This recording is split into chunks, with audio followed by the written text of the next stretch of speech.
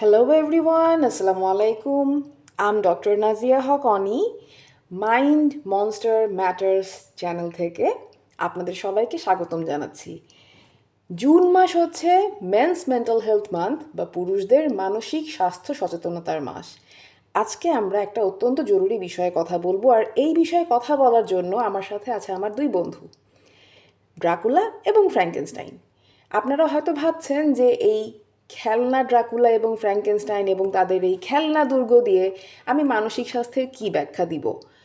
সত্যি বলতে আমাদের সমাজের অনেক পুরুষ প্রতিদিন ঠিক এই দুইটা চরিত্রের মতোই জীবন পার করছে। কেন বলছি এই কথা, আসুন বুঝিয়ে বলি। প্রথমেই ড্রাকুলাকে দেখুন। বাইরে থেকে তাকে দেখতে কিন্তু বেশ চমৎকার লাগে। গায়ে রাজকীয় কেপ বা স্যুট, দেখতেও বেশ শক্তিশালী এবং সে একটা বিশাল দুর্গে থাকে। কিন্তু একটু ভেবে দেখুন তার আসল জীবনটা কেমন। সে কিন্তু চরম একাকী। সে সব সময় দুর্গের ভেতরে নিজেকে বন্দি করে রাখে, আলো থেকে দূরে পালায়। সে শুধু রাতে বের হয় এবং নিজের ভেতরের শূন্যতা লুকাতে বাইরে একটা শক্তিশালী ও নিখুঁত মানুষের মুখোশ পরে থাকে। আমাদের চারপাশের অনেক পুরুষ ঠিক এই কাজটাই করে। আমরা নিজেদের চারপাশে একটা দুর্গের মতো শক্ত দেয়াল তুলে নিই। প্রতিদিন অফিসে যাই, সবার সাথে হাসি খুশি থাকি, এমন ভাব করি যেন সব পারফেক্ট আছে। আমরা ভাবি একাকিত্ব আমাদেরকে রক্ষা করবে, কিন্তু ড্রাকুলার মতোই অন্ধকারে একা থাকতে থাকতে আমরা আমাদের ভেতরের মানসিক শক্তি একসময় শেষ হয়ে যায়। আপনিও যদি এমন কোনো দুর্গে একা লুকিয়ে থাকেন, তবে মনে রাখবেন আপনি একা নন এবং আপনার সেখানে একা থাকার কোনো দরকার নেই। এবার আসুন আমরা কথা বলি ফ্র্যাঙ্কেনস্টাইনকে নিয়ে। ফ্র্যাঙ্কেনস্টাইন বা এই মনস্টার বা এই দানব, যাই বলি, তাকে একটু দেখুন। সে কিন্তু বিভিন্ন কাটাছেঁড়া অংশ বা জোড়াতালি দিয়ে তৈরি। তার শরীরে অনেক স্পষ্ট ক্ষত বা দাগ আছে, কিন্তু গল্পে সে জন্মগতভাবে খারাপ ছিল না। সে ছিল ভীষণ একাকী, অবহেলিত এবং ভেতরের কষ্টে জর্জরিত। কিন্তু সে জানতো না যে কিভাবে নিজের ভেতরে কষ্টটা প্রকাশ করতে হয়। আর এই সমাজও তার ভেতরের দুর্বলতাকে মেনে নেয় নাই, উল্টো তাকে ভয় পেয়েছে। ফলে তার এই ভিতরের কষ্টটা একসময় প্রচণ্ড রাগে রূপ নেয়। পুরুষদের ক্ষেত্রে ডিপ্রেশন কিন্তু সবসময় কান্না দিয়ে প্রকাশ পায় না।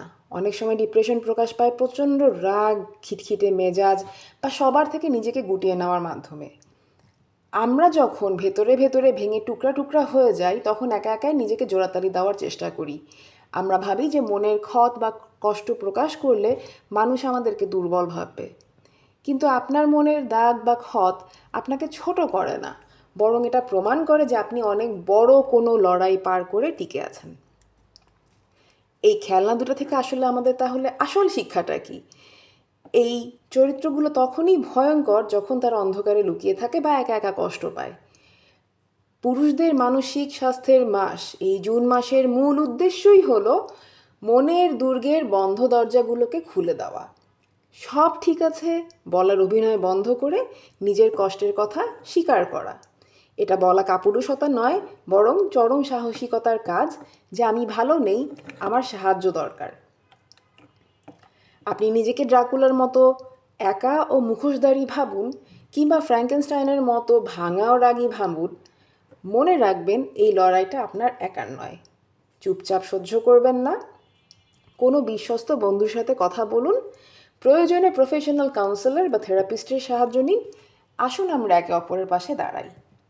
শেষ করার আগে আমি কমেন্ট বক্সে আপনাদের একটা মতামত জানতে চাই। এই দুইটি চরিত্র ড্রাকুলা ও ফ্র্যাঙ্কেনস্টাইনের মধ্যে আপনি নিজেকে কারো সাথে কি মিল পাচ্ছেন কি না?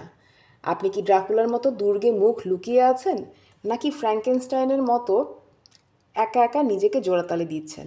কমেন্টে প্লিজ জানাবেন। আপনার বা আপনার পরিচিত কারো প্রয়োজন মনে হলে যোগাযোগ করতে পারেন। আমি এই ভিডিওর কমেন্ট বক্সে কিছু মেন্টাল হেলথ হেল্পলাইনের তথ্য পিন করে দিব।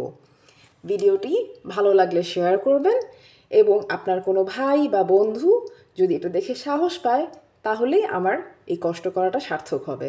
নিজের খেয়াল রাখুন, চারপাশের মানুষদের খোঁজ নিন। আল্লাহ হাফেজ।